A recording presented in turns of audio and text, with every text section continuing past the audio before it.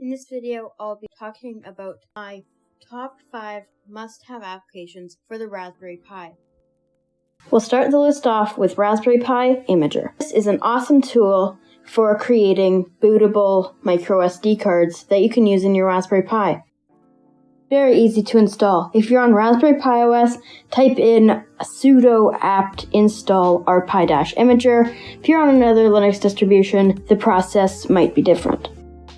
For number 4 on the list, I chose Gnome Screenshot. It's a very simple screenshot app, and it works really well. You can choose to take a screenshot of the whole screen, a window, or just an area to grab. To install the app, open up a terminal and type in sudo apt-get install gnome-screenshot.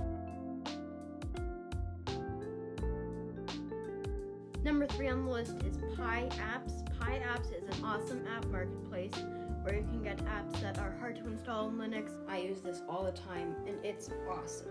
If you want to install this, you can get it from the GitHub repository down in the description. For number 2 on the list, I chose LibreOffice because it's a great office suite. This comes pre-installed on many Linux distributions, but if you don't have it, there's a script in the description. Number 1 on the list is Disk Usage Analyzer. Raspberry Pi microSD cards can get filled up so easily because they come in smaller capacities like 16 gigabytes or 32 gigabytes. This tool will help you see which folders are taking up the most storage space on your microSD card.